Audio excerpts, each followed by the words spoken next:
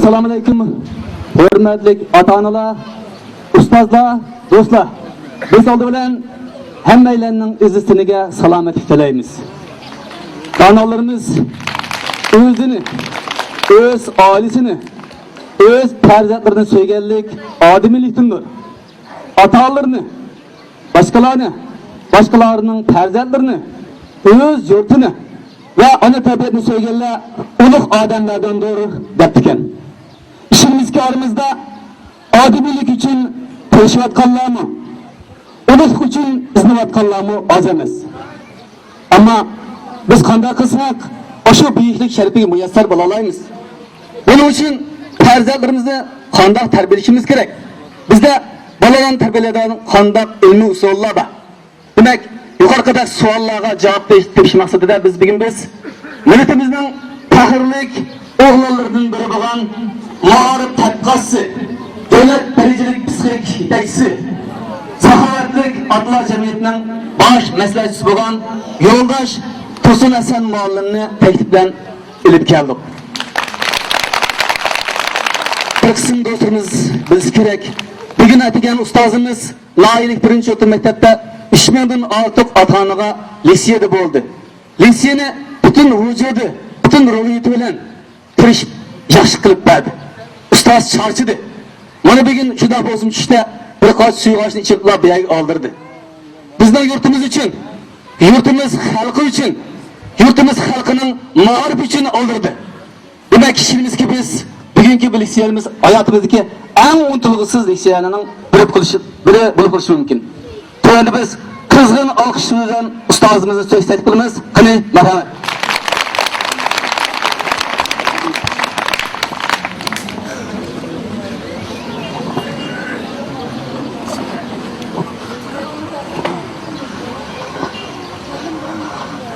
Assalomu alaykum. Didor g'animat. Oldi bilan suyimlik bolalarimiz bilan o'ztirana uchrashish fursatiga erishganligimdan o'zimni to'liq baxt his qilyapman. Shuning bilan birga oldirash ishlarini tashlab, bolalarimizning kelgusi uchun, kelajagi uchun, baxtli turmush uchun izlanayotgan, jafo tortayotgan oddiy odamning ichidan ulug'likni izlab yashayotgan barliq jafokash, mehnatkash ota-onalar bilan yuz turana uchrashish fursatiga erishganligimdan to'liq xursandman.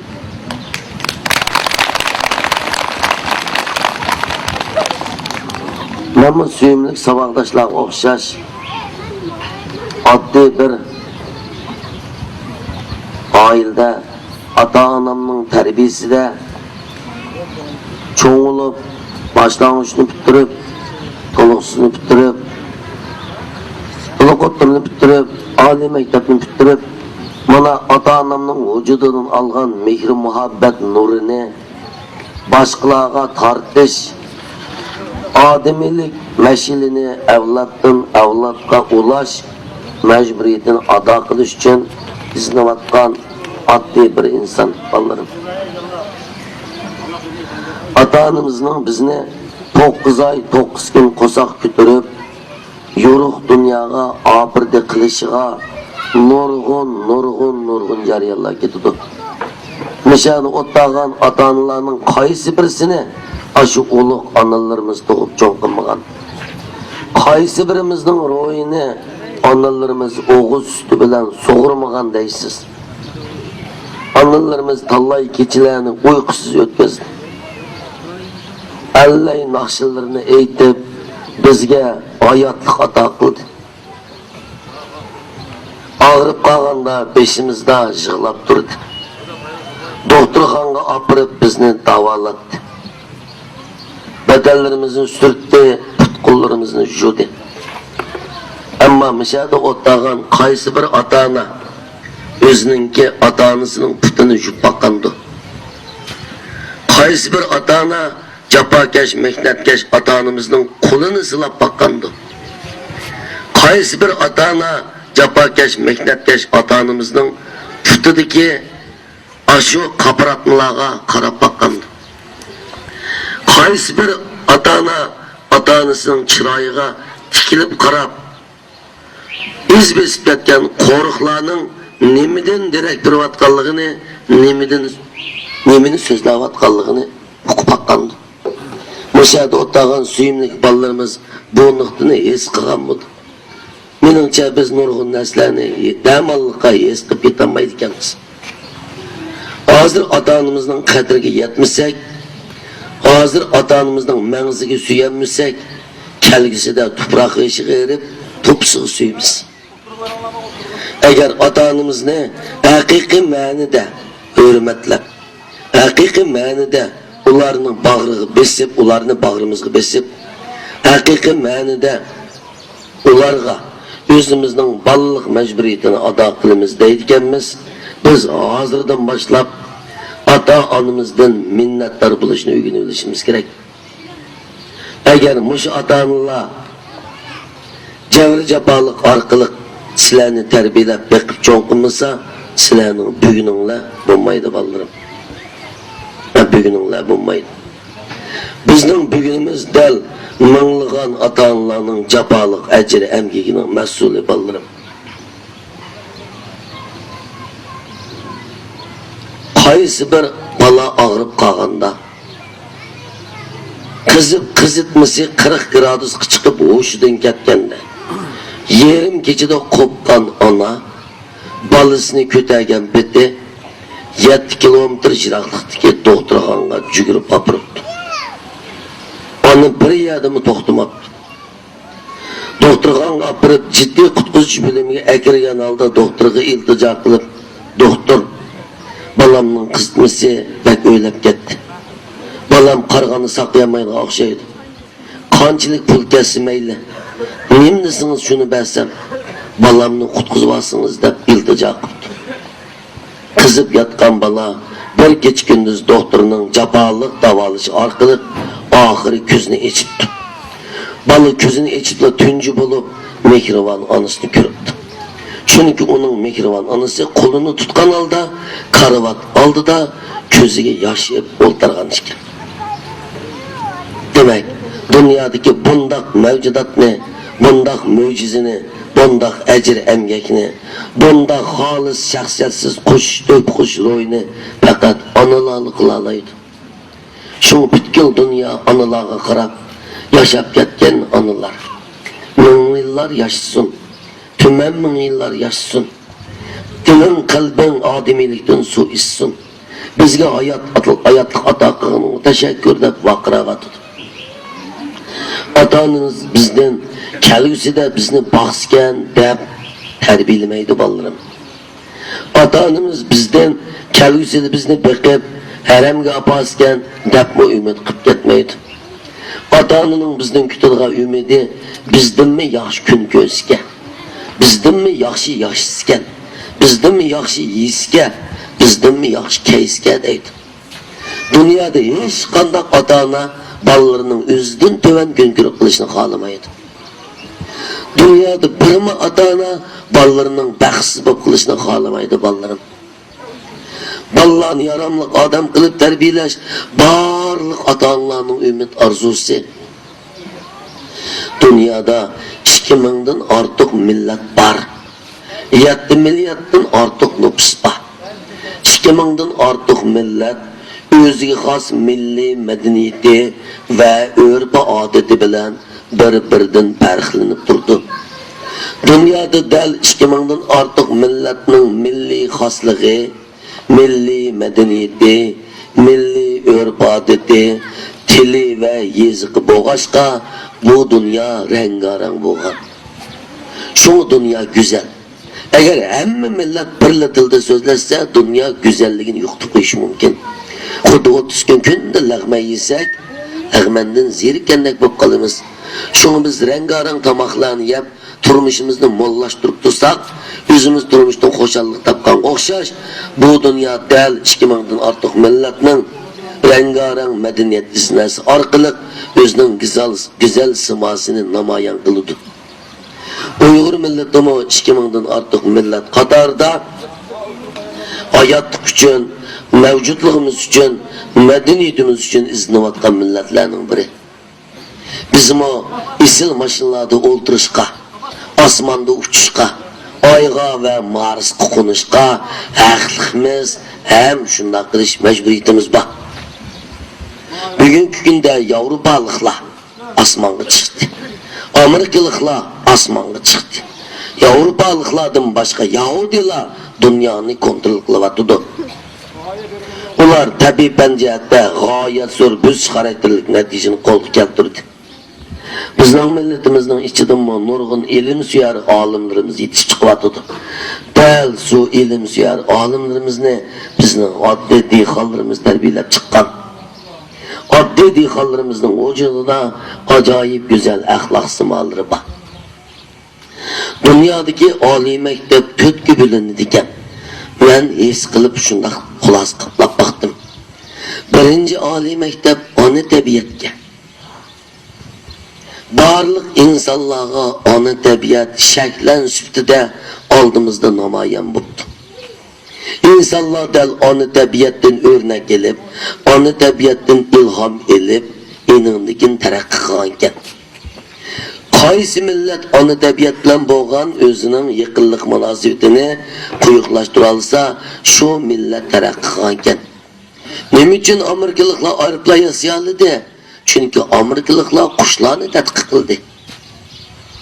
Nima uchun Amerikaliklar suv osti parqi yasay oldi? Amerikaliklar dengiz ostidagi hayvonlarni tadqiq qildi. Shaparanga qarab turib, F-16 markalik tiplik aeroplanni, Jing'og'ishga qarab tik uchar aeroplanni. Shundaqmi, quyoshning nuriga qarab turib tilpinni. Chunki dunyodagi eng tez yetadigan narsa nur tezligi. O'sha nur bo'lg'achqa insonlar bu dunyoning sirini tushunyapti. Ular nima orqali dunyoning sirini biladi desa, ilm fan orqali. Bular bu ilm fanni nereden öğrendi? Onu tabiattan öğrendi. Onu tabiat ularga minglagan, yüz minglagan nima uchun degan savolga javob berishga ham javob izlab tepishga dalolat qildi. Dengiz ostida erkin üzüp yurayotgan lahang baliqdan foydalanib suv osti parxodini yozdi. Shu insonlarni kashfiyotchi degandan ko'ra bayqig'chi degan tuzukroq mikin deyman. Çünkü tabiatta bu nesle aslillah bor. Aslillah bu örnek evrikisi tabiatta qo'yib berilgan. Agar biz onu tabiatni tadqiq qila olsak, kelgusida bizim kashfiyotchi olim bo'la olamiz bolalarım. Onu tabiatdan mahrum qolsak, biz hech nimani bir boshqa chiqarmaymiz. Buni mushtaqda sizlar yerda o'tiryapsizlar. Menmi yerga dastavatman. Hazır Amerika'nın zontunun Obama mı yerde menvatıdı. Bizim devletimizin reisi Xi Jinping mi yerde menvatıdı. Dünyadaki dağlık birinci derecelik bay Bill Gates mi yerde menvatıdı. Bizim qanchalik baylığımız bu kişinin qat'i nazar yani tufraq bilan bir gavda bulup yaşaydigan dünya bu. Endi mushu o'tgan bolalarımızın ichidan kelgusida ne olimlarni ro'yobga chiqmaydi deb aytolmaymiz. Sizlarga bir hikoya so'zlab beray. Xinjiang universiteti anig'anma Xinjiang universitetining fizika fakultetida Sahib Jamal Davlat deb bir qiz bor. Sahib Jamal Davlat yeshi 40 dan oshgan Sahib Jamal Davlat xo'tanlik qiz. Xotandagi bir oddiy dehqonning Cheriya noyisiga bir dehqonning qizi. Ilm fan sohasida g'oyat zo'r qutuq va natija qozongan qiz. O dunyo fizika nazariyasidagi qiyin savolni hal qilib, butkul dunyodagi nazariya fizikasi jihatda tadqiqot bilan shug'ullanayotgan barliq fizika olimlarini o'rnidan dasturg'izib etdi. 30 yilning yoqi dunyo fizik nazariyasi hal bo'lmagan qiyin masalani hal qilg'achqa Sahib Jamal Davlatga butun dunyo olimlari hurmat bildirdi. Hozir anglashlar qaraganda Sahib Jamal Davlatning ustoz ustozi ayni vaqtdagi Germaniya universitetida o'qigan chog'dagi fizika ma'lumi bo'lgan doktor yetakchisi ustozi Sohib Jamol Davlatning nazriya sohasida qo'l keltirgan natijasi va tadqiqotida o'rnak elib Nobel mukofoti oldi. Hozir Sohib Jamol Davlatning Nobel mukofoti nomzodi deb qarayotdi. Demak, oddiy bir dehqonning qizi dünyani zilzil keltirgan olimga aylandi. Sohib Jamol Davlatni dal oddiy sizlarga o'xshash dehqon tarbiyalab chiqqan. Sohib Jamol Davlatni mujnaq oddiy dehqon nimaga tayinib tarbiyalab chiqdi? Men abim degan birinchi universitet Xitoyni. Ya'ni bu dunyoda biz o'qiydigan birinchi oliy maktab bor ekan. O oliy maktab qaysiga? Ona tabiat. Onu bugungi kun kelganda yo'ldoshlarga usul berayotgan, pul berayotgan, non berayotgan ya nima? Dal ona tabiat. U tak shu üzüm, mushadiki shu boylik. Dal shu ona tabiat bizga ato qilgan noz-ne'matdan jismimizni tavlab, chiroyimizni pokirtib, mana oldinda o'tiribsizlar. Agar ona tabiat bizga mush noz-ne'matni bermasa, biz o'ltira olamdik, o'ltira olmaymiz.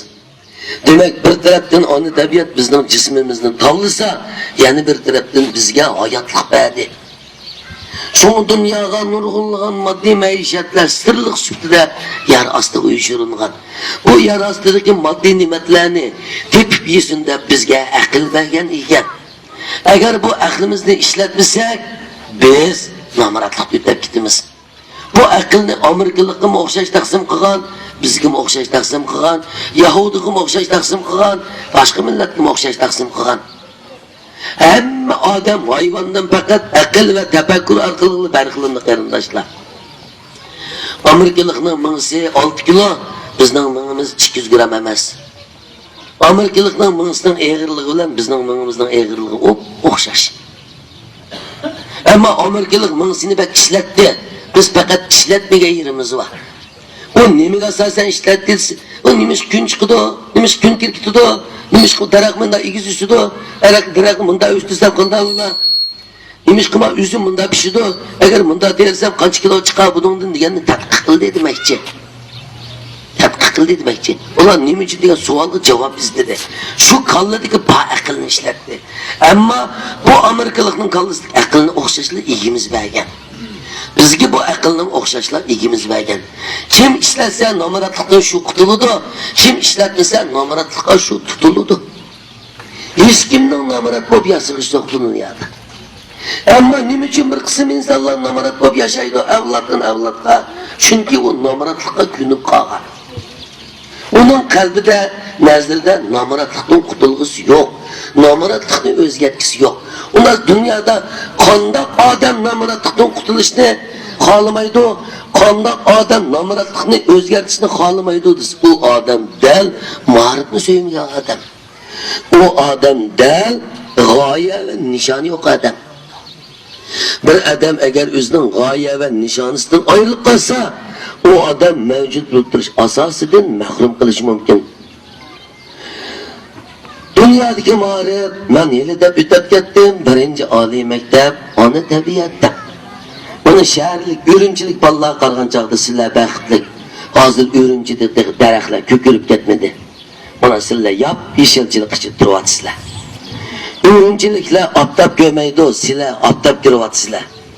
İnsan uchun eng cho'ng xo'jallik ona tabiat ato qilgan Quyoshning sehri haqsiz muhabbetidan huzurlanishdan ortiq xo'shallik yo'q insonga nisbatan. Mana quyosh, mana olam paydo bo'lgandan tortib quyosh chiqib turibdi. Kunda atganda chiqdi, kechda kirdi. Ammo bir qatim haqqimni topshirib deb bizga deb baxtimi? Quyosh qupul to'ylab baxtdiqmi? Yo'q. Onalik mehri muhabbetimiz quyosh o'xshaydi. Onanglar bekib bir qatim mening bakka haqqimni to'lab ber deb sizlarga deb baxtimi? Ammo onanglarning Allohning naqshini aytib kech-kechlab o'g'izni ko'rib baqqiniga sizlar qanday javob qaytaryapsizlar? Maslanga. Onanglar o'xshamagan tomoqni itib qolgan chaqda qanday posiya bildinglar? Bu tomoqni kim yeydi degan vaqtdan bo'ldimi bunday?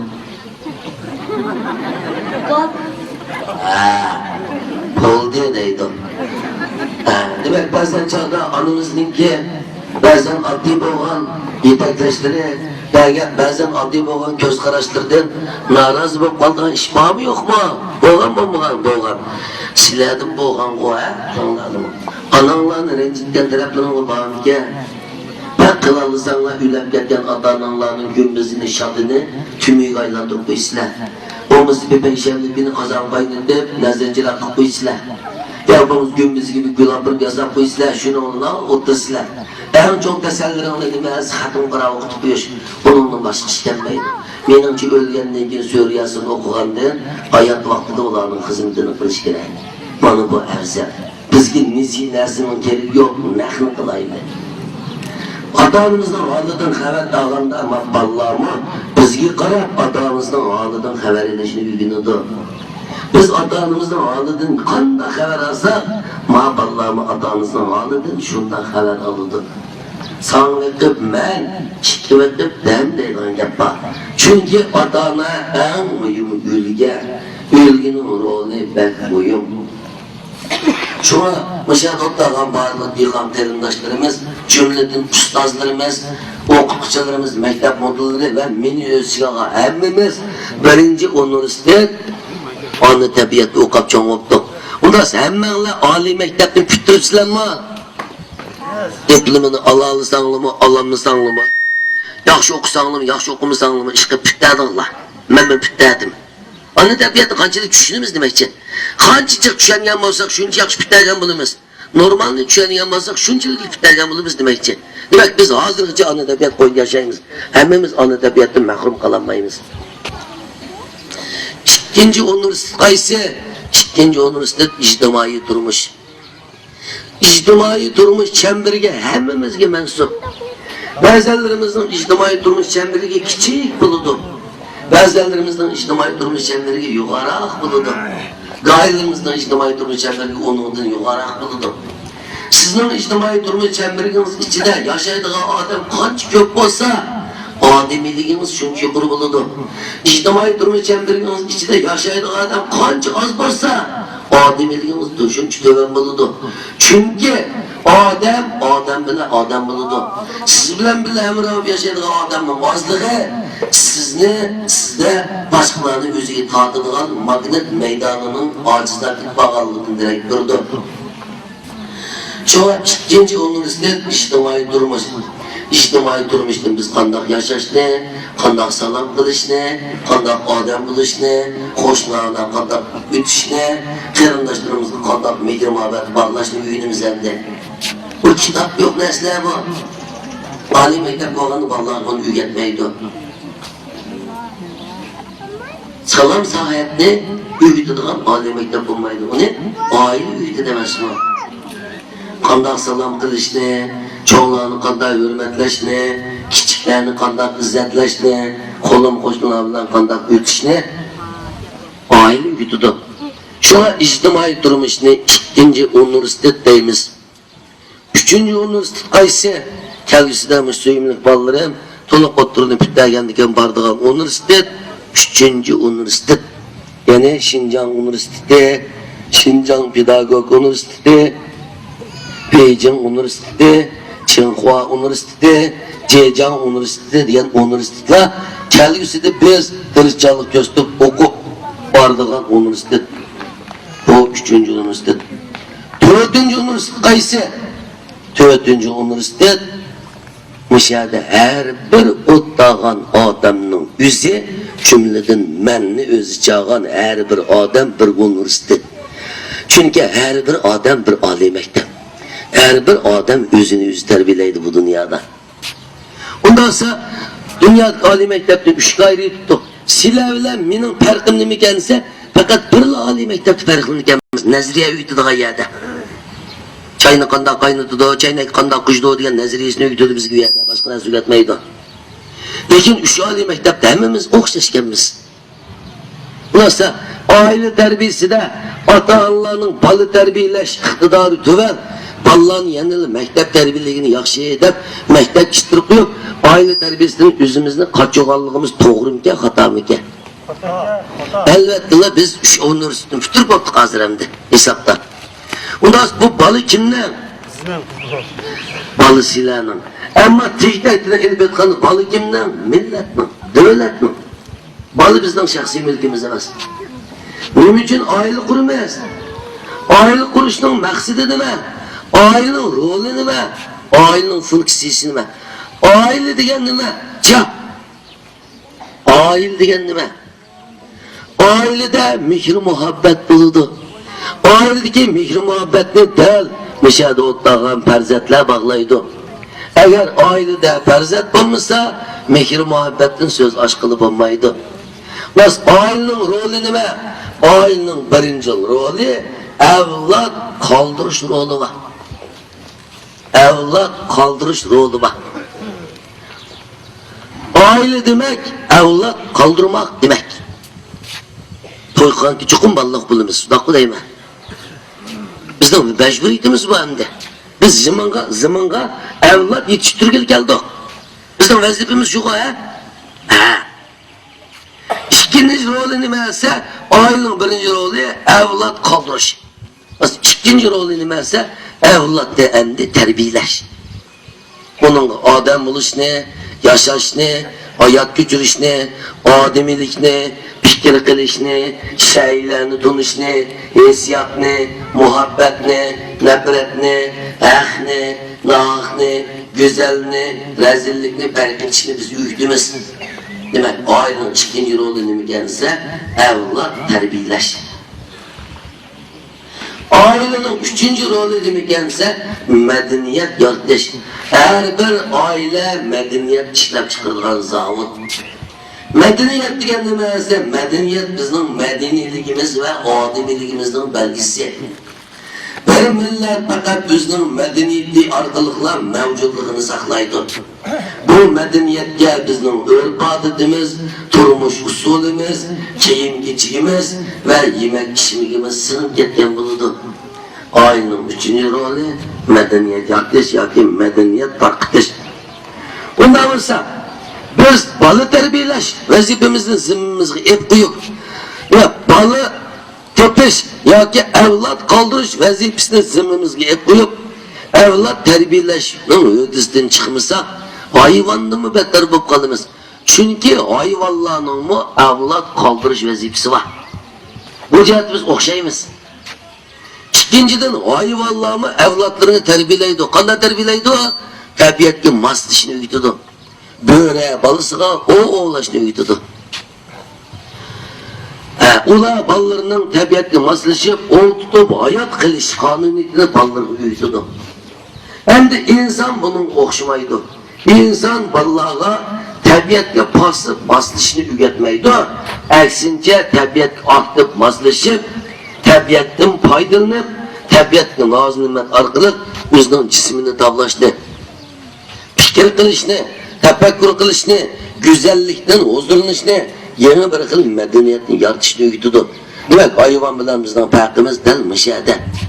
Agar biz farzandni avlod qoldirish vazifasining zimmasidan chiqib, avlod tarbiyalash vazifasining zimmasidan chiqamasa, avlod qoldirishli vazifasini o'rindab, avlod tarbiyalash vazifasini o'rindayamsak, hayvon bilan qilchin farqimiz bo'lmaydi. Oy tug'ilib qoldi, cho'ng bo'lar, eg'irligini zamin ko'tirdi, rizqini Xudoyim berdi deydigan gap bizning turmushimizga singib ketgan. Rizqimizni kishiga odamga berdi Xudoyim, bekat o'taq odamga Allohim tashlab bermaydi. Muhammed Mustafa sallallahu aleyhi ve sellem'nin kaynatısı Hazreti Ömer her qatının sırtqa ziyaretge, seferge çıkıp ketgende, qaytib kelgende özününki məhəllisideki məscidga kirib, 2 rekat namaz o'qib, ailesi kirdikan tuxum. Bir kuni masjidga namoz o'qib, safardan kelib namoz o'qib, bo'ymag'ay deb kirsa, shu qapqara kiyimlarni kiyib, o'ltaga 6-7-10 yaqin odam masjidda namoz o'qib o'tirib ketdi. Shundan so'rabdi ma'zimdan, kim odamlar ekan bu desa, bular mush at deganda kirdi, kashni qo'g'lasak mush ketmaydi, ba'zan ketdi. Maşınak ibadet kılıvatıdı, kopmay, uxlamay, maşınak ibadet kılıvatıdı degendeki soraydı. Nime adamlar sizler, biz Allah'a tevekkül kılgıcılar deydik. Degendeki nime isler deydik. Manın inisi ticaret kıldı, tapkan paydası da azırak ağrı pırdı şunu yeyimiz. Manın inisi dihkançılık kıldı, yıldık gelgen usulüden azırak ağrı pırdı şunu yeyimiz dese, Hazreti Ömer şunda gazap kilip çıkışa mescitten sizler tayyaga heyyan yeydigan aram tamaklıken sizler ma emgek kılışıp inanlıken cenanını bekip mescitke de koğulup etkenken tam bu hadisini okap bakkan. Hem de biz emgek kılmışsak bizi işin vermeyiz. Çünkü biz emgek kılış için kulumuz ne verdi? Ahlimiz ne verdi? Hem de ibadet biz bilen bu emgekin uzun bir ibadet kirdi. Varlığının bir hizmet bekişimiz için emgek kılışımız gerek kardeşler. Emgek kılmışsak hiç nereden aşından tonuktan düşmeydi. Biz çukum hareket kılışımız gerek. Hıyal bilen beygil olmaydı, hareket bilen beyiydi. Eğer siz layık, şiirin, güzel arzu armallarını gönlünüzü büküp, hıyalınızda milyarder olsanız, mengü kalender olursunuz.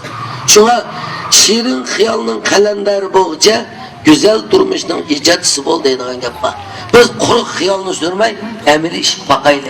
Miyagi iş tutup üzüm ikizden bular mı? Miyagi iş tutup alnı kopazdan bular mı? Veya baklanın işkilerden bir baksan bular mı da hıyal kısınız, mengü bakma ütüyüversiniz. Baksan bular mı, it baksan bular mı demeyi baklanın işkine bakın. Yani miyagi bir çıktıp alnıları koysan bular mı demeyi ekil kuya bakın koysanız mi yürüdü o secir kısınız. Kuya koysan bular mı, koymsan bular mı da yürüyüversiniz bu mengü kuyamayız demek için. Dokudun. Mekkenden işkil alsa, Mekkenden tohum çıkarsa, onun iki tohumdan çıkıp 4 olsa, 4 tohum 6 olsa, 6 tohum 8 olsa, 8 tohumdan 10 kılsa, 10 tohum 20 olsa, 20 tohumda körük olgan Mekken besmezse, yani 20 cücü çıksa, 20 cücü, yani 20 tohum çıkarsa, maşınla kılıp, öyle oturup benginin hıyalı var. Bengi tazı bir aş, yüzümü yürüne, oturup tazı bir çekken çakta, felek çıkıdı deydi var. Oturup tazı aş, Amerikalıkının ayrıpılanlar asmanda uçkan olsa, bunun hıyalı asmanda uçacak, planetlarına çıkıp, üye bir yere konup, enindekini uçup gelgendik yüzü yan kalsa, yüzümün düğdü topu yatkan. Demek bunda, elki kemmeğallıktan kutulamayın deyip, ben çekip oturup hıyal adamını, benginin hıyali deyimiz. Biz benginin hıyalını kızak numarallıktan bengi kutulanmayımız. Hem de, bizden en çok vaziyetimiz, en çok mecburiyetimiz, en çok emgigimiz ne etse, adam terbiyeleşin. Sizge hem de 4 bala taksim kılındı, ya 3 bala. 3 balanızda hem de terbiyelemeyi, okutmayı, hemmemiz üylep gitimiz hem de. Bu dünya hiç kim bakılandı boğan emez. Hem de o dünya bağın çağda, 3 balanızdan birisi oğru, birisi katil, birisi yançukçı, ya sizin balanızdan birisi akçı, birisi kökçü, birisi dumbak çok bilip, siz o dünya bağdınız, ballarınızı okutmadınız. Hem de o dünya bağın çağda, menimce bunun soruğu var mı yok mu? Kutanlık koyunun soruğunu kılısınız yok tokunun ki, sizin yaratkanı adam çokun soruğunu kılıdı. Sana 3 balı vergendim, 3 balının ikisini aksatıdığın, birini katıllık kılan terbiyelepse, balını mı terbiyelenmeyi, benim aldığımı nindep geldi, oldu bunu sual sorakmışsam, bunu katlaştırmanla, sot mu içilmişsin, adukat mı gelmişsin, menkür mü gelmişsin, nönkür mü gelmişsin, perişteler bunu küzümü görmüşsün, veylin uzaktaşlanla deydi şunu ulan, 7. kavat en değil veylin uzakta düşeceğiz. Menimce, bu balını terbiyelenmeyi, balının terbiyeleştiğini ötesinden çıkamayan adamga, muş dünyanın 100 yıl yaş günü yok. Muş dünyanın 100 yıl yaratıdı insan undak cemiyetini. Undak cennetni insan yüz yaratıdı. Muş dünyada insan hem cennetni yaratalaydı, hem dozakni yaratalaydı. Yaş günü görmüşsünüz dozak şu. Ballarınız yaş terbiyelemişsiniz dozak.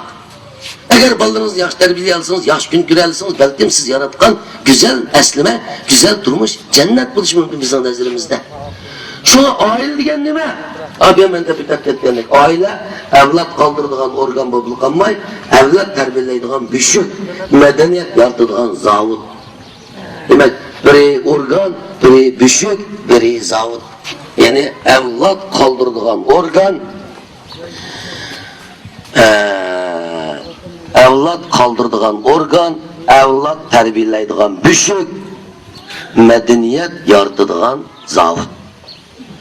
Biz bu vazifenin öldesinden çıkamazsak bu dünyada yaşamagan bilen beraber bulumuz kardeşler. Eğer ballarımız baksız bolup kalsa bizning keyingi turmuşumuz azap ötüşü mümkün.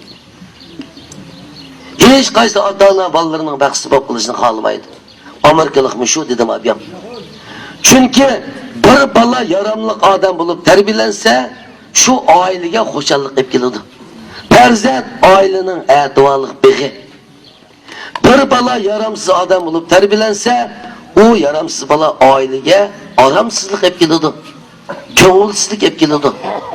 Şu bir balının yaramlık adam buluşu yalnız bir ailenin bəxti bolup kalmay şu jutning, şu malinin, şu qavmning, şu millatning gezi kelgan şu davlatning baxtidir. Şu ballarning yaramlık adam buluşuga butkul dunyodagi har qanday bir davlat alayda ko'ngil biladi va mablag' soladi. Şu davlat alayda ko'ngil bilish va mablag' solish istiki bo'lg'achqa davlat moliyasidan g'oyat zo'r darajada mablag' ajratib shu bolalarni o'qiydigan maktabni qurib berdi. Bunun için devlet mektep şuncacık senelimi saladı, şuncacık okutkucular koşun terbiyelaydı, şuncacık mevlak acırtıp ballarının okuşu şahit yaratıp durdu ise bu milletin kelgüsü, devletin kelgüsü, bunların yaramlık adam oluş bulmazlığı devlet ve milletin bəxti bile münasebetlik de qaraydı. Hazır Abdülmürayinimiz qaraydıgan olsa, qayaga bassak, nerede körkem çıraylık selingan bina olsa, o dal mektep bolup kaldı hazır. Demek qattiq detal qurilish jihatda yez-yezlag'chi bizga maktab sepadi. Mahallimizga uyimizdan oldiga maktab sepadi akilib. Demek bu bolalarni maktab cho'qim o'qitish kerak deb davlat o'zining majburiyatini ado qilyapti. Davlat ham o'zining majburiyatini ado qilayotgan yerda ota-ona o'zining majburiyatini ado qilmasa qanday bo'ladi? Ota-ona o'zining majburiyatini ado qilmasa bizningki ailemizde hayvan kabi bala terbiyelenip çıkıp kalsa kotandaki koy üç balıdı kala asli ikide biz terbiyelenmegen balı bilen kalamayacağız balı terbiyelenip kalsa üç bop kalıdı kala diyen gel. İki kalını soyup setip onu kirim kıklı buludu ama kalını soyup setip koysanız sizin atıdı. Çünkü bu bal emas mı? Eğer bir kısım ata-analarga aşnaq ballarını bir taraf qilish huquqi berilsa, nurg'un ballarni bo'g'ib o'tirib qo'yish mumkin. Chunki u baladan vafosizlik yuryapti. Albatta ata-analar bu xil vafosizlik bu baladagi nachar illatning o'zining ta'lim tarbiyaning mas'ul ekanligini his qilmayapti. Biz his qilishimiz kerak jinim qarindoshlar. Endi demakchi biz bir yezda bu yerning yer taqsimotining qanchalik ekanligini bilmayman. Kishi beshiga to'g'ri keladigan yerning qancha moddan to'g'ri kelayotganligini men bilmayman. Endi yer qismi uni so'rab boqmoqman. Suv masalasi qanday uni so'rab boqmoqman. Rahmat qizim, rahmat. Ya qandaroq? Bir oilaga necha moddan tek kelyapti? Hey. 5 moddan, ha? Yaya qarğanı su bək qısqa. Bu yerda dalan kariz hamda karizman su qurib ketdi hozir ha. Ular su qis olgan ekan. Sandık var. Ne chiqsiniz? Biz. Ne chiqadi? Necha daftarni. Siz dachmoya va qilishim. Mashinasi bor buni. Lekin qo'rqmang, men sizni pul so'ramayman sizdan. Qachaqlatmayni qara. Endi sizda 5 moya va necha balangiz bor? 2 balangiz bor. Endi keyin 2 balangiz uy uçaqliq bo'lib, cho'ng'ilab, jamoat qadam qo'ygan uy uçaqliq bo'lgandan keyin 5 moyaning ikkisiga 2 modan taqsim qilib berdingiz. Sizda qanchalik qoldi? 1 mo. 2 bala cho'qim bir 2 moya bo'lmas, ular hayot kechirolmaydi. 1 mo qoldi.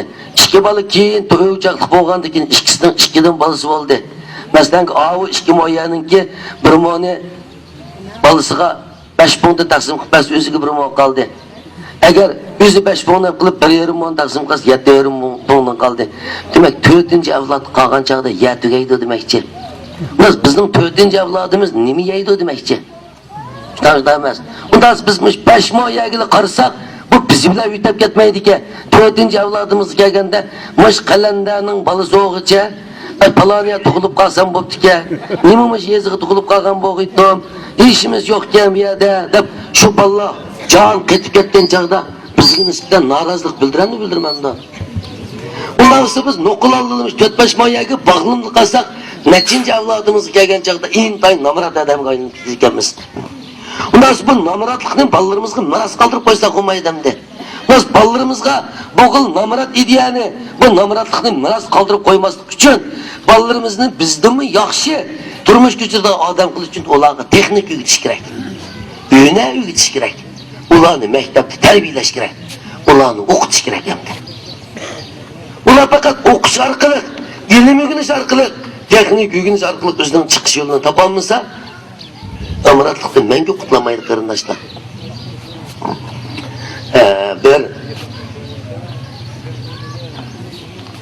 Er ayalının yattı balısı var ki, bu yattı bala, çoğunun giyimini kiçikini kiçik giyip, daydı cavır caba çoğun oldu. Onu şunda mihriban bir vafadar kuyumcan 12 ailede daydı namratlık yoksulluk sebebinden halkın kirkatlarını juyuş, enanıken açtamını itbiriş, onunki nallarını yakıp biriş, oylu aramlarını süpürüp biriş katarlık, emgeklerini kılıç arkalık, tapkan azgını pulu bilen ballarını okuttu. Dadısı şunda uğrun edemke işlemeydiğen ballarının dadısı. Çıkıp kalp oynaydıken, pan oynaydıken, bir koyda da gök bir işçi valıydıken, arak geçirak adamken, şunu ona emgek kılıçını kalamaydı ki bek. Öykülüp şu joda kılıp, öhtemli kılıp, vakırap, inanırken, aşında öyden çık, para gencil tepirdiken. Bu aile intay namratlık içinde yaşaptı. Vallahi yoksuzluk için çoğuptu. Küllarının biri kelgen çağda çoğun balısı 18 yaş giripti. Çoğun balısını bir günü onu boğucu öğü çağırıp çoğun balısı uşundak depti. Balam, bizden ailemizden evlatın namrat olup ütüp gitişdi ki sebebini bilemse, ya ki bizden ailemizden bugünkü kadar beyimay intayın namrat halette ütüp atkalığını bilemse depti. Dese, balı gelip ben düşünemedim depti. Dese, anısı şundak dep, dadangda namratlıktan kutulduğun akidi itikadının bulmağanlığı. Ya ki dadangda beyiş yolu mağdan nişanının bulmağanlığı dep cevap veripti. Şununla düşündüm ana dep çıkıp, anısından gibi kalısık, bektarsızlık ketkeşke, katlık tırışıp okuttu, hem katlık tırışıp büyünüptü. Tırışçalık göz arkalık babala 10 yıllık plan düzüptü. 10 yıllık planı da ma derslep ki bir yılda mındak kılıma, ikinci yılda mındak kılıma, üçüncü yılda mındak kılıma, dördüncü yılda mındak kılıma planı düzüptü, plan boyunca çıktı o anda.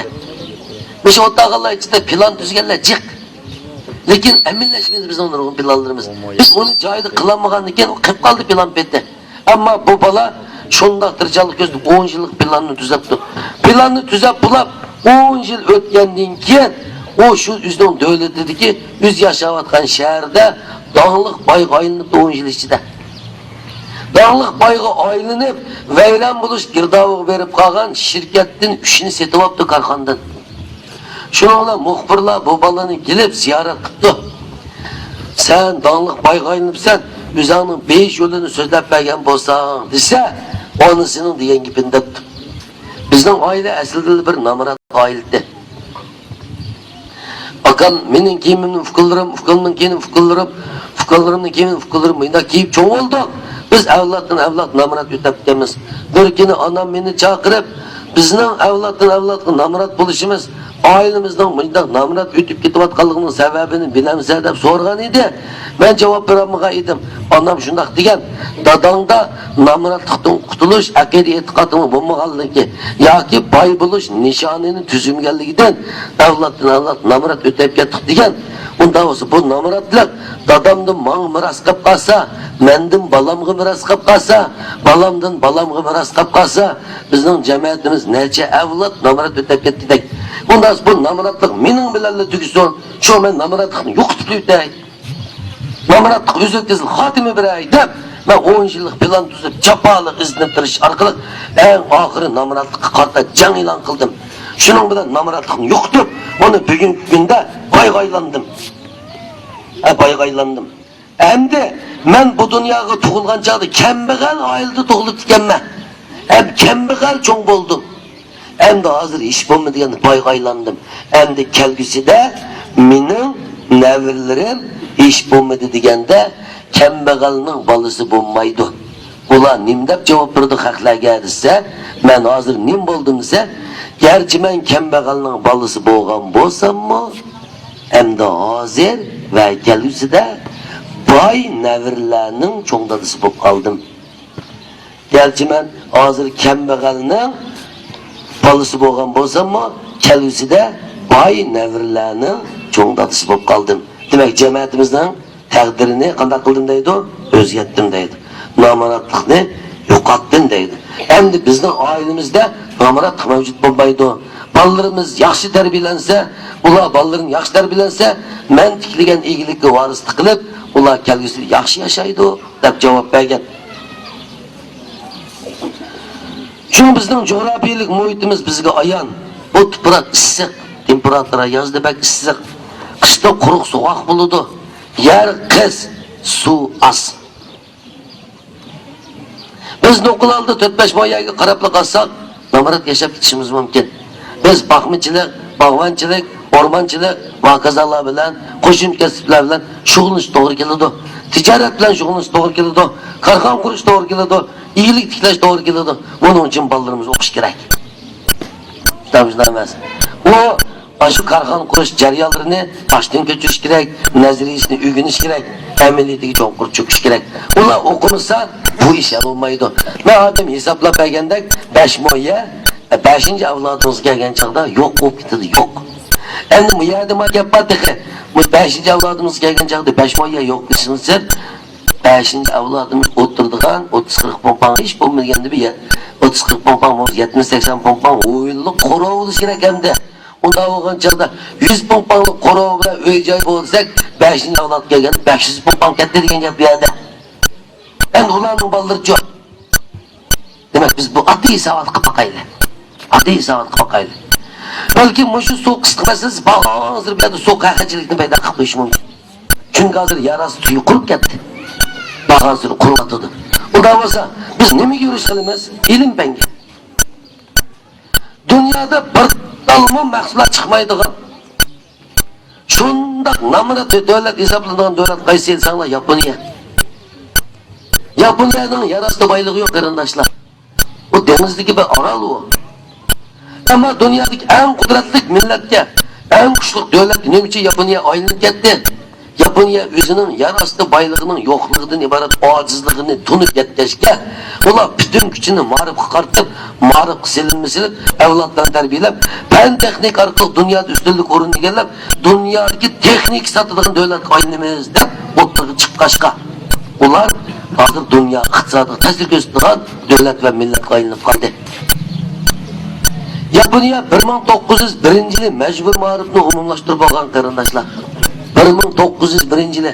1901-yili hamma odam o'qiydigan bu bo'lgan ularda. 1886-yili majbur ma'rif qonuni tuzilgan. 1901-yili butun mamlakat bo'yicha umumlashib bo'lgan. Biz hozir majbur ma'rif qonunini biz 1986-yil tuzdik. Yaponiyada 100 yil keyin. Ama bizde hazır mecburi ma'rif kanunu umumlaş oldu mu? Rahmet. Mecburi ma'rif kanunu umumlaş oldu mu ise mecburi ma'rif kanunu umumlaştırıp olduk davatımız. Çıkarsa sen degen şu ha? Asasen umumi halk arasında savatsızlıkını bitirmeyi tügütüş, asasen bağlı Allah'ını mektepte okuş pırstıya iyi kılıştı. Hazır mektepler selinip oldu. Hükümet mecburiyetini adak oldu. Yani atan mecburiyetini adak kılmışsa mecburi ma'rif kanunu umumlaştırılıp olmaydı. Hazır yoldaşlarının nazarında mecburi kanunu umumlaştıran karimli medep balısını okutmayı tatip ağırlık devletle karşılaşkanlık emez. Benim için devletin kanunu karşı çıktı diyenini ikinci yorun kup yaptırayla yüzü karşılaştı. Çünkü okuyamayan adamını okutmadı diyen gel yüzü karşı dedi diyen gel yüzü. Çünkü o bana okumasını iş kıldı demek için yani hesaplavat kıldım. Biz hazır yüzümüzden şahsi menfaat aldığımız kuypak kayla aldılar. Biz köz aldığımızdaki bunumuzun uçudaki menfaatini kırıvattığımız karındaşlar.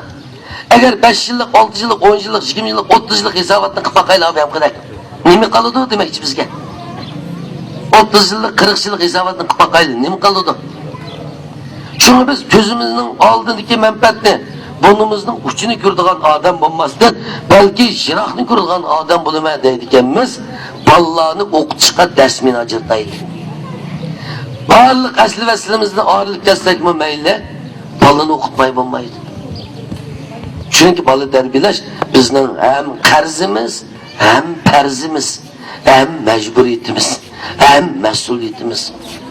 Bunun hiç kim mesuliyetini kaçıp kutlamaydı. Kutulduk mu diyen bilen ballarımızı kılıdığını namaratlık bilen nadallık, içinişlemez yapmalık.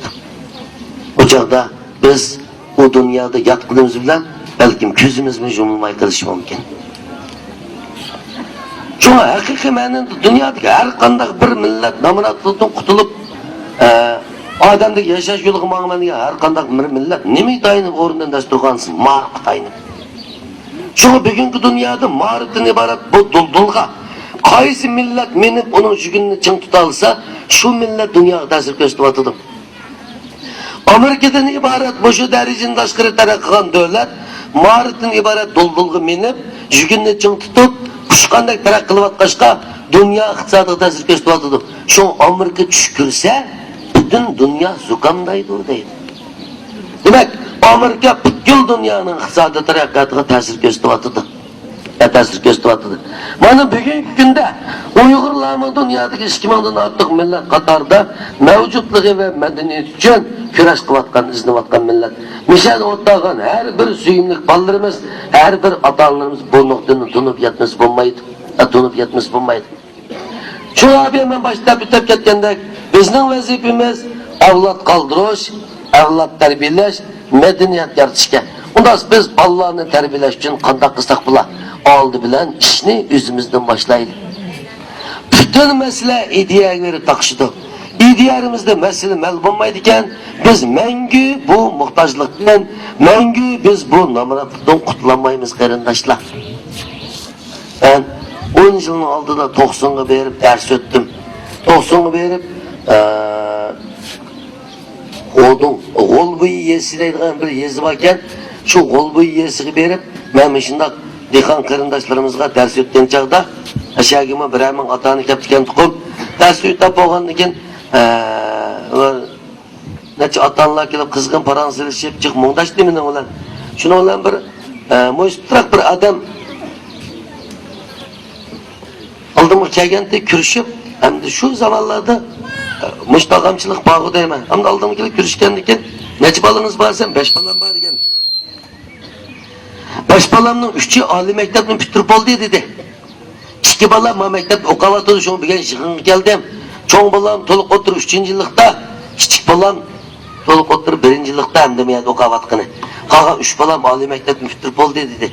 3 balınız Ali mektepten bitirip olgamaz, neme iş qıvatıdı dedim. Çoğun balam 90'lı ayda bir kompüter şirketide işlavatı bende şu yerde yürüydü. Ali mektep tutegini. Kalan ikisi Ürümçi'de şirket işlavatı bendeydi, üyel işlavatı bendeydi, yürüydü o dedi. Dost 3 balığınızdan birisini okutuşka Ali mektepte 50 bin koydum pul ketken bolsa, töven pul var mı de. 3 balığınızga 150 bin koy ketdi. Sen ben onundan çık ketdi tursun malım dedi. Ondan sonra 150 bin koy pulunu balığınız yap kitipti. 150 bin koy degenden ki hem de bunda kısıldıktan dekanınızda az pul emez, çoğun kalıdın 10 kalının pulu var mı de. Demek 10 kalının pulunu 3 balı yap tuttu. Hem de yanıma 2 balınız yana 5-10 kalını yap tutuşu mümkün. Bundan sonra 2 balını okutmayla toxtutuasınız banmamdı dedim. Sen o dekan mağnim dedi. Menden intam evatamsız tursun malım dedi. Ya intamam mı demişsem. Esli veslim kurup kestim okutum. İşki orlaşmaslık menin işim emez. Menin vazifem layakat tadı buluş. Ben ballarını okutup koysam mı oldu ahırgıca? İşki orlaşmaslık bizden işi. Menin vazifem ulanı okutuş. Ulanın vazifesi gelgisi üzgü tayınım. Yaşaş. Endime kızı balını okutup koyup dursun malum. Kelgisi de bu kızı ballar ballarını terbiyelise iş bomba degende Ali mektepten pütləgən anda oğanı kim balısını mən tərbiyəlgəndim mi yaxşı tərbiyələydi. Bu oğullarım kelgüsüdə ballarını menimden artıqraq tərbiyələydi çünkü okudu. Şunu okup dadı oğandan okumay dadı oğanın pəqi var. Şunu kelgüsüdə mağul söz savasız dadı oğub qalğandan kelgüsüdə yaramlıq dadı buldığını, yaramlıq anı buldığını oylasam mən məcburiyyətimin ada qıqan buldum. İşte oruluşalımda, oruluşamamda men bile alakası yok. Benim fakat mecburiyetim fakat balla. O balsımı ballanın kançılık okuyalıysa şunçılık okutiş mecburiyetimden adı kılış. Çünkü ben bu dünyaya ballı terbiyelilik gelgen dedi. Ballı terbiyelilik gelgen dedi. Bizde bu adamda Moşu 90 diyarlık Moş Dihan'ın en mühim idisini mense aile terbiyesi gibi olan kızgınlık. Aile terbiyesi olan mesuliyet, aile terbiyesi olan buruş ve karaş şeklini doğan. Eğer bizde idiye meselesi el olmaydı ki, bu meseleyi mengü el kılamayız. Mesela yüzünüz kıtletlik işler var. Bir gün tekne açmakçıya yardım kıldığın adam de balınız ya kılalaydı ya kılamaydı. Kısmı buldu, kımızın buldu. Oldu mektep kovmayma, 2 gün tekneyi çifte. Balımızı mektepten tutup tekne emeği saldık. Şununla balım 2 gün okuştan kaldı. Endi sizning nazaringizda bu balani men xohlagan chaqda ishq soldigan, xohlagan chaqda maktab qapirib qo'ydigan, xohlagan chaqda Urumchi qapirib keldigan, xohlagan chaqda Qashqar qapirib qo'ydigan, xohlagan chaqda tatib suyib qo'ydigan, xohlagan chaqda shaplaq qilib bir qo'yib o'tlarda o'tkazib qo'ydigan o'yinchi emasda bu. Bu mustaqil bir odamda. Uning dunyo qarashi, qimmat qarashi, g'oyasi, nishoni, yashash usuli bo'ladi qarindoshlar. Yashash usuli bo'ladi.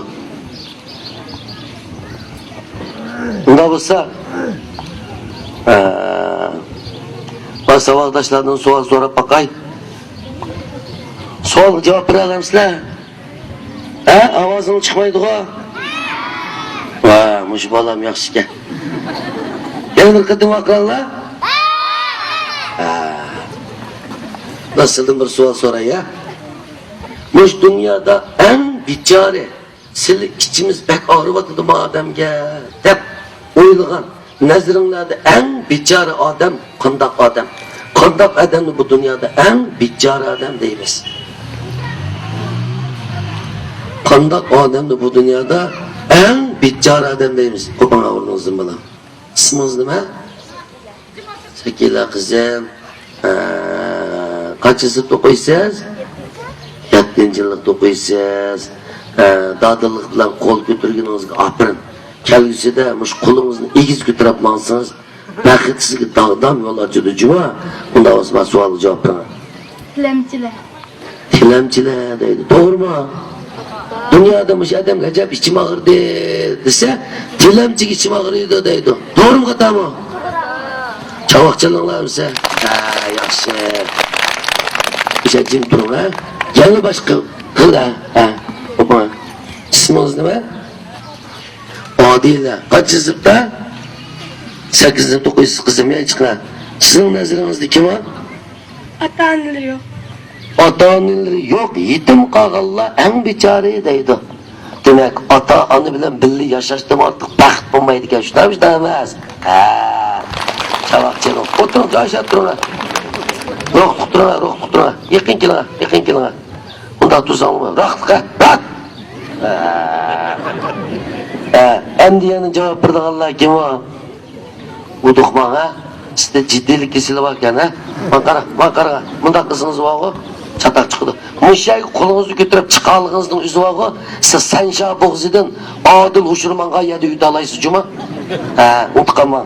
Ma diyen gayret sizdik ha? Udukman.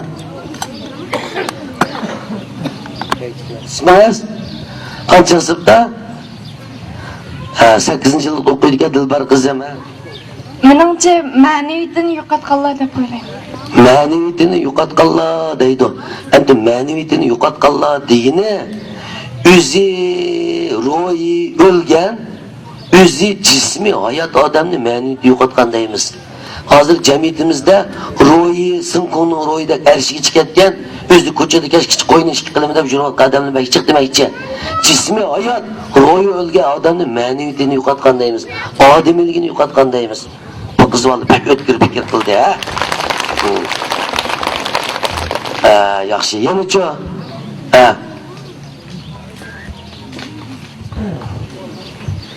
Menimcha ota-onasining haqiqiy mehr-muhabbatiga erishganlar ham shundaqla o'ziga bo'lgan ishonchini yo'qotgan.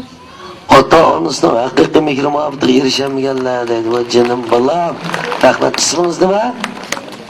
Shayda qizim, onasi dadasi bilan birga yashab turib, onasi dadasi bilan birga hayot kechirib, onalik mehr-muhabbat, otalik mehr-muhabbatning nimaligiga erishamay, haqiqatni so'qindilab yashayotgan bolalarning yurak sadosini davatidi. Bolalarning yemek-ichmak masalasi, kiyim-kechak masalasi, daftar qalam masalasi, yiqilg'i masalasi, yetib qo'pish masalasini hal qilib berganligi emas, ota-onalik majburiyatimizni ado qilganlikdan darak bermaydi demakchi. Balalarning bizdan erishadiğini, bizdan kutadiğini mehr muhabbat. Shunaq emas. Ota-onasi hayot turib, ota-onasi bilan birga yashab turib, ota-onasining mehr muhabbatiga erishamagan odam eng bechora odam ekan, ha? Javob beringlar. Yani-chi? Bu ya, o'g'illar yo'qmi bu yezda? Ha? Ey, baqara. Asimcan, otura. Tik otura. Vakila, ismin nima? Vakka bola. Tik tura o'g'il bola, aka qulog'ini. Bismillahirrohmanirrohim. Aka. Ha, ismin nima? Xato qo'yilib qolgan ismi. Qaysarda qo'pdan o'manda bermamsan. O'tgan bir yerga dars o'tsam, bir bolani qo'polsam, o'rniga chiqdi majbur. Dangir bolga ismin nima desam, Qovuljon deydi. Kıl kaldım hakim uçup kettiğine hata koyulup kaldım isminse oyunda bop kaldım alım dedi. Şuna olacak. Kayseri'deki tumamsa senin nazirin en biçare adam kim o? Yaşanğalla. Yaşanğalla? Adam kıyırgan çağırdık. Nemge okşap kaladı? Kıyırganda şu diyen doğulgan vakti yokkal. Oho! Balam, adam kıyırganda yeni doğulgan boğaktak bop kaldı dedi. Ma gapni kim degan zangli Amerika Harvard Üniversitesining professori Tayyar efendi degan cuma. Demek dünya psikolog olimlari inson cho'ng bo'lib 75 yoshdan oshgan chaqda bolaligi qaytadi deydi. O'qib qoldi da, to'liga qildi, hozir degan gibi hozir esida yo'q. 10 koy eplab, yana pul ver deydi. Abi 10 koy verdimiz, bermedin deb tinib oladi demakchi. Demek uqmaydi demakchi u avvalgi hozir boshqa berib qolgan ekan. Alloh, ne anchishday, jindaymiz bu hamda. Yashanganki devanglik kesilib qoladi. Demek bu vaqt qaytadi ekan inson. Demek mening bolam qanday adam eng bechora ekansa, qiyirgan chaqda kichik boladek bo'lib qolgan adam eng bechora ekan dedi. Demek Şuradaki bir gapni qildi, ha? Ha, yanıcı hamda o'g'il bola qo'l ko'tarib laqchana. Opa bola makila, apaq bola makila. Assalomu alaykum. Ha, aka. Yo'lni qo'ysan, ha? Ha, yo'lni salom qila. İsmi nima? Qudratjon. O, Qudratjon. Qudrat adam bo'ljuma, necha yosh kirding? 10 yosh. 10 yosh kirding. Qudrat tomoq yaxshimsa? Oz yeganlikda uyda oz yeysan, sen qudratli odam bo'lmay, chumilda bo'lib qolmamizkan. Ha, maka. Qudratli odamni tomoq chiqya. Endi deya jinim bolam. O'qimag'anlar. O'qiyamag'anlar deydi. Sen o'qiyamayotgan odam eng bichardamsan? Ha. Bu nima uchun o'qiyamabdi? Uyda ota-onasining puli o'qamay, qadam bilmay, cho'g'anda bilmay. Ota-onasining puli yo'q, o'qiyamag'anlar. Ota-onasining puli bor, lekin ota-onasi o'qitmayotganlarmi bormi yo'qmi? Ha. Unda qadam bechorami emasmi? Ichim og'rimdi. Agar seni onangdan bir kun sen borma maktabga taknayinida o'zim boqsan deb o'qitmaymiz, qo'ning qanday bo'ldi? Yerim bo'ldi. O'qimayman deb qo'shib ketamsan yoki? Yo'q. Otani qo'y bilan, 6 qo'y bilan men 7 lululayda deb qo'yini o'ynaymiz ya. Yo'q. Ha. Unda bo'lsa, onasi dadasi o'qitqida qurbiti turibmi, o'qitmagan bolalar eng bechorimki bechora emasmikan? Ha? Bechoramikan? Onasi dadasining puli yo'q, o'qiyamayotganlar bechoramikan? Sizlar kinolarni ko'ryapsizlar, xabarlarni ko'ryapsizlar. Afrika'daki namrat devletlerde namratlık şu derece yetten ki ballarım içtiğen su yok, köye sigenlikin sütügünü içi vatıda hazır. Sonu uykudan. Okuş diye hukumu yok, mektep diye yem yok bir kısım namrat rayonlarda Afrika'da. Mektep diye yem yok. Namrat şu derecede. Adamın koğullarını sanı ağılı buludu. Çünkü uzukluk yetişmez kişiliğe gir demekçi. Ama kimse bütün dünya Afrika yardım kuvveti de hazır. Öyle bakınlar. Hiç kimden namrat bulvağısı yok demekçi. Hiç kimden baksız bulvağısı yok bu dünyada. Hem de biz fakat mağrı barkılık ornumuzdan ders duruşumuz gerek. Buna iki yıl atanlığa varken. Birisi namratlıktan ballarını okutamavatkan atanlığa olsa, birisi kuludu batırıp mı ballarını okutmavatkan atanlığa varken davası. Namratlıktan okutamavatkan atanlığını karıkancılar oturup çıkıp okutiş gerek. Ya ki öpçelik sakavetçiler onu çok okutudu. Ama balısını okutkıda iktidarı, kabiliyeti, pulu batırıp mı balısını okutmağa atanlığını biz nimlisek bula. Biz onun kadar cevap verimiz hem de. Yanıcı. Çıkın kızın isminiz değil mi? Sübüyünur Tanser'de Tan. Başka dinler mi? Quyosh etishdan burun alqib chiqib shapaq chiqishdan burunqi manzara. Şafak çıkıştın burunki Tanrı'nın nuru ha? Ula şafak çıkıştın burun Tanrı'nın nuru. Ula olsa nur degen insan hoşallık ekilgen nesi o ha? Yaxşı okumuşsunuz, öpçeğinizdekiler hoşallık ekilenmeyi kılıp kalısızlar şuna ama. Yaxşı okuyamışsınız, öpçeğiniz adamın nurun azaplarını epkesiniz, sübü nur olmayısınız uçakta. Ama yötkeşki doğru kıldısınız uçakta, yötki gün olmayı da. Şuna şafak çıkıştan burun kuyaş nuru bulumen deydiken etrafımızda nur çaçılık adam bulaydı. Nur çaçılık adam bulu için ilim tarqatqıcı bulaydı biz. İlim tarqatqan nur çaçalayımız. Berine kızım ya gel. Sizin nazarınızda en biçare adam kim o sübü nur. Mayna qarana. Kishilik qadr qimmatini yo'qotganlar, hayotga umid bilan qaramaydigan kishilar. Kişilik kadir kıymeti diye qanday dersen. G'urur. Olur nima? O'zini izzatlash tuyg'usi. Çavak çapmamsızlar. Özünü izzetleş duygusu hororda patılıdı o deydi. Kaltıskak kıldı. Bunu mu harbattaki profesörler degen. Özünü izzetleş degen çağda adam özünü kadirleş gerek. Adam özü için kaygırmasa yer yutudu. Adam özünü kadirleş gerek, özünü süyüş gerek. Özünü söygellik, özünü kadirligellik, özünün kelgisi köngül bölgellik buludu. Özünü söymegen, özünü kadirlemegen adamın başkalarını süyüş hukukun olmaydı, hem onda çistekini şekillenmeydi. Şuna horor ve itikat çokum aldı bilen özünü kadirleş, özünü süyüşten başlaş gerek. Özünü söymegen, özünü kadirlemegen adamın kolundan hiç gelmeydi. Özünü söymegen, özünü kadirlemegen adamın başkalarını söymeydi elbette. Yani çok. Ne? Nadallıqda qalgan nadallıqdan qutulamayotganlar. Nadallıkta kalgan, nadallıktan kutulamayotganlar. İsminiz nima? Aygul. Ondan nadallıktan kutuluşunun, nadallıkni tüyütüşünün birden bir önümlük yolu qaysi? Yaxshi o'qish. Nerede ya? Maktabda. Nerede? Mektep çıraylık mı?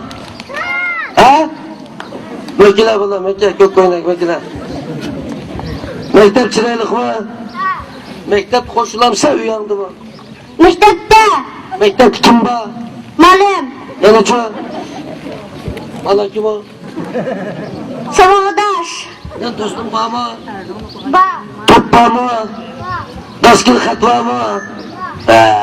Uyardı, hoşallık varken ha? Nasıl bu hoşallık var ya devamlılık hukukun var mı yok mu? Ba. Ali mektep kuvasan, tekimi güzelliği var, tekimi hoşallık var uyardı. Yukarı mektep bağızdır, hemmini kalalaysa. Yaşı hukukun var mı? Ba. İsmin nima bular? Erkut. Oy, Erkut. Erkut degani bilir misin? Mening ismim Erkut. Erkut mu? Ha. Erma? Mekke. Kulağını götüre. Tüyemem şu dumunu. Ha? Er demek nima? Er degan o'ziga, oilasiga, jamiyatga mas'ul bo'la oladigan, ojizlarning beshiq kunchisi yo'lay oladigan, kuchlilardan qo'rqmaydigan, ojizlar g'amxo'rlik qila oladigan, albattaning beshiq kunchisi ko'krak kirib o'tirib chiqa oladigan, haq-nohaqni tangshiy oladigan mardona erkakni biz er deymiz. Xutuma. Endi bu er aqida qutbaka qut degan baxit degan gap. Unda olsa sen nemish qildi odam ekansan desa, men boshqalarga baxit taqitadigan er demoqchi ekan. Yaxshi o'qimizdan baxit taqitadigan er bo'lolmay qolsa, uqdingmi? Mana, aytira. Er qutga mana. Yangichi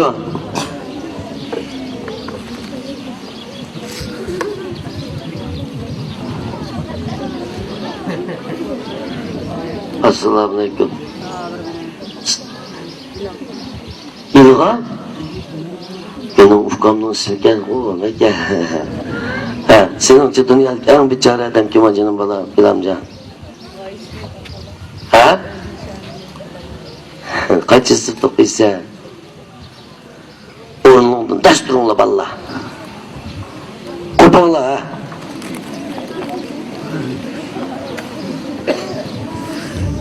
Saklanla. Saklanla. Bakarak.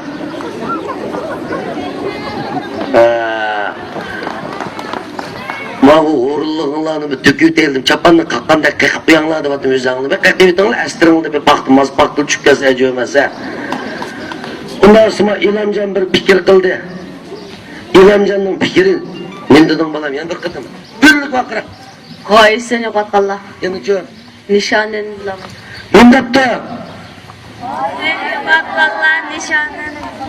G'oyisni yo'qotganlar, nishonni yo'qotganlar eng bechora odam deydi. Sizlarni o'rningizdan turib javob chalsin dedim. Chunki eng buyuk javobni berdi. Davomliqchiliklar men to'xtadim ichi. Bo'ldi. Ko'nglingiz kammisin, o'rningizdan ko'pirib avar qilib qo'ydim, xafamasizlar, o'tiringlar.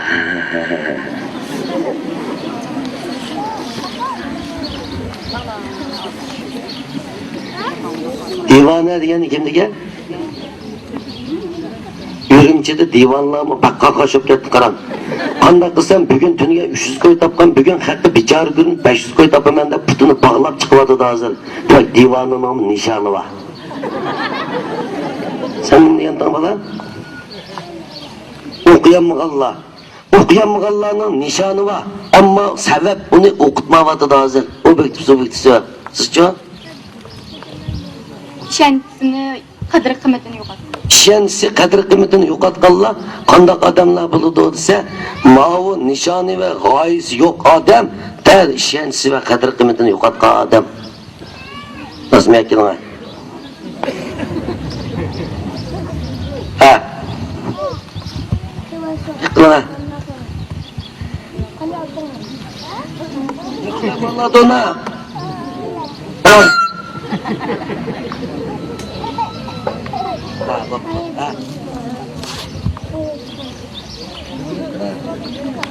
Nadallik qilganlar. Nadallik qilganlar. Qanday odam nadallik qiladi? O'qiyolmaganlar. Maktabda o'qiyanmaganlar nadallik qiladi deydi. Bu yerda tug'anlarning hammalariningki ko'z qarashi shunda to'g'ri. Ammo bu dunyoda ish chaqirtish to'g'ri kelib qolsa, faqat bir odamga, ya'ni nishoni va g'oyasi yo'q odamga chaqirtamiz. Sizda nishonmi bo'lmasa, g'oyimi bo'lmasa nima qiladi demoqchi? Bu dunyoda inson faqat nishon va orzusi bo'lg'achqila u umidli yashaydi. Bir odamni umidli yashashga majbur qildig'ini pul, mol, dunyo emas. Shu odamdagi nishon va g'oya. Odamdagi nishon va g'oya odamni yashashga majburlaydi. Nishon g'oyasidan ayrilib qolgan odam hayot bo'lgan umididan o'g'ay voz kechib qilishi mumkin. Bo'lsa, endi so'rash navbati keldi. Sizning nishoningiz nima bo'ldi endi kelgusida?